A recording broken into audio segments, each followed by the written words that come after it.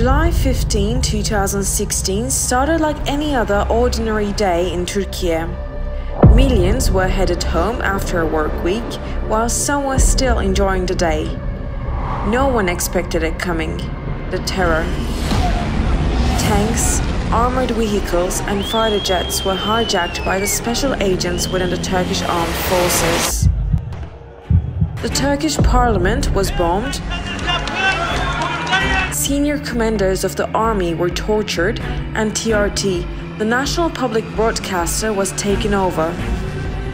A wave of violence washed Turkey, claiming the lives of 251 martyrs and wounding 2,734. Meanwhile, Turkish President Recep Tayyip Erdogan was plotted to be assassinated. The aim was to overthrow Turkey's democratically elected government and suspend its constitution.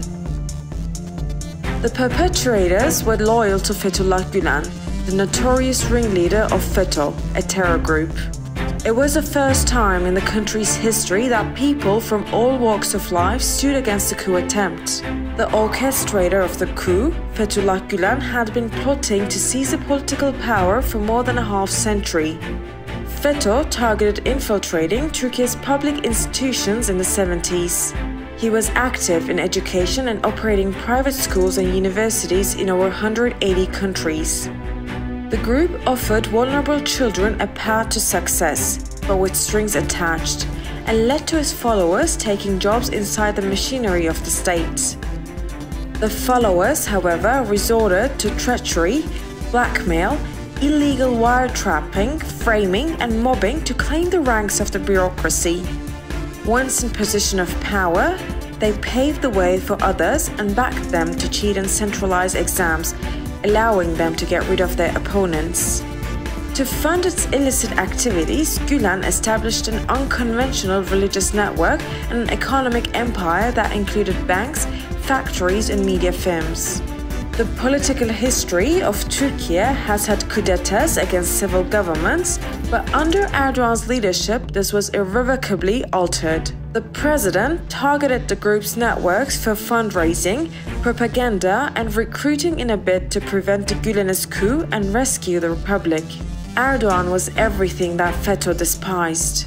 He said that only the people could choose the direction of the nation and that he was against any type of guardianship over its institutions.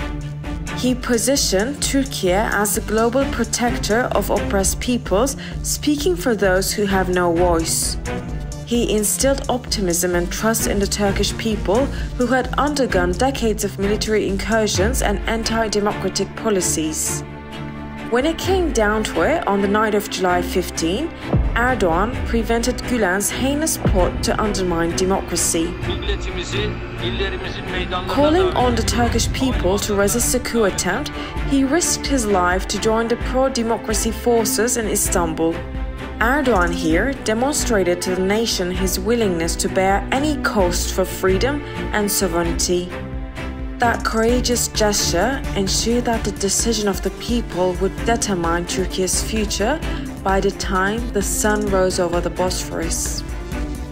Mothers, fathers, children, soldiers, police officers, and students, heroes were lost that night.